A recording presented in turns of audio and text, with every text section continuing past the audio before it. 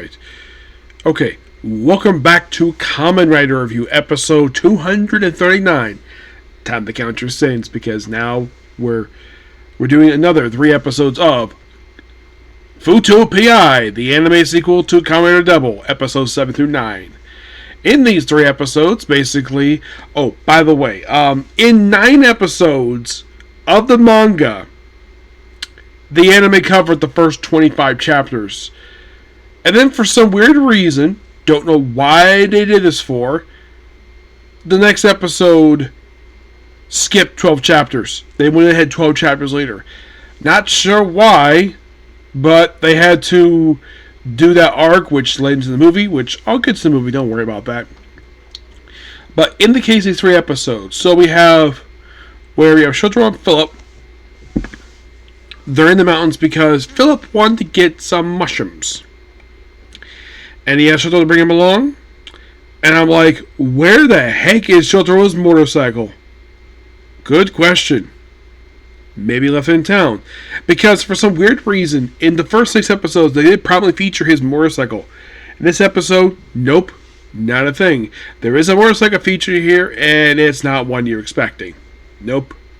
So, Terodi, aka Kamen Rider Excel, basically wonders what the two are. Oh, they're off in the mountains, and this will explain it.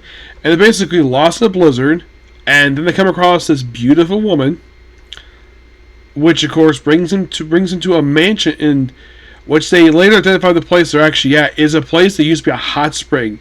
For some reason, the business dried up there. They don't really go into why per se. It just it dried up. But the people who ran the place apparently are still rich.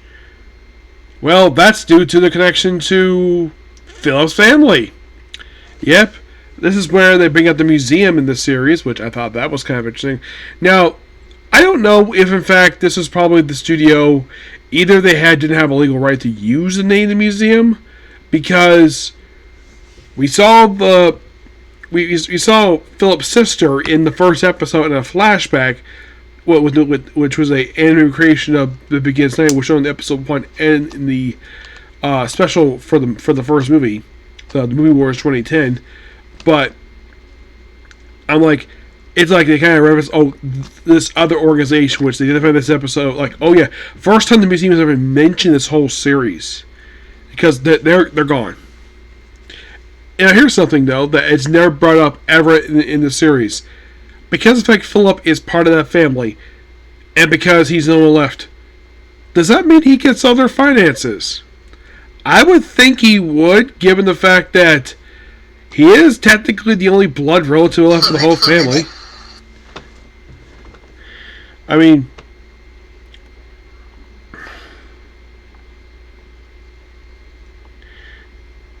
it would have been interesting, but I highly doubt it. So, they go inside. That's kind of interesting.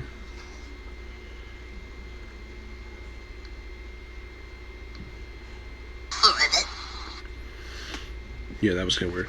So, basically, then they of course, the lady asks him, don't mention that you saw my face. And there's a reason for that. So, then they get to a room and meet the guy named Kuta. He's the guy in charge. This is his mansion. And everybody here is wearing masks. Of course, they explain who they are, the detectives. And, well, for him, it's no problem showing his face. It just that his future brides can't show their faces. For reasons of selection. He may not know what the faces look like, but these 4 women have got great looking bodies. Yes. Like, I was noting this to myself. I didn't say it while I was watching it. But these women look like they took very good care of themselves. They look very much in good physical shape. And they also look very healthy. Yep. And because of the fact, it's the mountains and it's snow, we have a murderer. Yep. Like, after they have all the girls, then one of them, the red-haired one, she's later found dead, stabbed to a freaking tree. Which then they find a depot. And the alcohol depot. And then later on, after questioning people, then they find another girl dead. This one basically is the blonde one. they found her dead in a bathtub. And the other girl, they say, oh, where was she? Oh, she was scared. She doesn't remember where she was. Which, there kind of was a reason for that. So, then Philip is in big contact with the outside world, which then has Philip, Ayako, and Riri ride on the giant vehicle made by Shutro's mom, Philip's mom, who built it.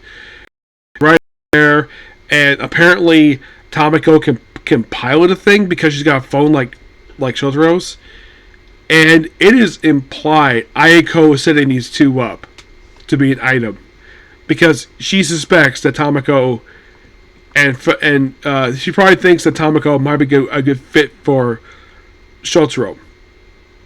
Because, of course, basically, he has this whole thing about femme fatales. But the thing is, this one is gorgeous. And Shotaro knows that. Oh, by the way, I forgot to mention this in episode 3. Tamako actually kissed him in episode 3. And he was blushing. Yep. Yeah, so then, of course, basically they get out. So Ayako stays there while Ray's like, oh, I'm going to transform. And she's like, what? Yeah, she sees him transform. And I love the fact, even though it's not the same actor from the TV show, I'm glad they kept it in here. The way he says, Henshin. Butchin, put it in, spin, boom, transform. He's like, oh my gosh. Yeah.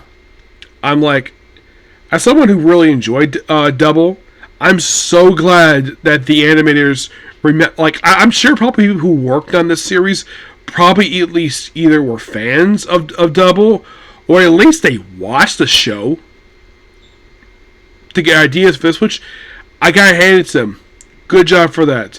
And then also, first time, I think it was in episode 8, was the first time we actually excel in the series. So, and like, oh, right in his back, like, how? Oh, because he gets turned into a motorcycle, which I'm thinking, how the heck is that? How can you not die from that? So, they race out, and of course, they get this one named Scream, who's with the Museum Masquerades. They're the grunts, or they refer to them as mooks, from the museum. This is where we first get the museum, and it actually was, it was actually the museum. First to bring up ever in the series. And then we figure out who was responsible for the whole murder, all the deaths. It turns out the memory device, so it turns out, thanks to Philip and Shotaro doing a little research, which they will do the whole thing in the series, and when Philip goes in the thing, he's like, oh, have his eyes closed. Here we just briefly look at the thing, and that's it. My guess is because, and this is my personal theory, I think probably the manga didn't think of doing that, of having us see him doing that, because maybe the person who wrote the manga, I'm sure he probably enjoyed the anime, he probably wanted to do the sequel, but I'm sure they probably felt that the sequence of Philip, have the whole image library thing, he probably wanted to speed it up a little bit and done off screen instead of just showing it on screen like it constantly throughout the entirety of Double, along with basically the movies that he appeared in. Yes. So, and I'm trying to figure out who was responsible for all this stuff here. So, they explain what happened here. So, it turns out the shy woman who actually met Shota Philip, she was the first one of these deathbots, but she didn't do anything. She just collapsed and fell unconscious. And then the red-haired woman got it. And then she died. And then it was the blonde-haired girl who picks up, transforms, stabs her, and then she does it again. Then she dies. Then the other woman, the one who has got the raven hair, yeah, and you also suspect that the shy girl was actually the guy's favorite.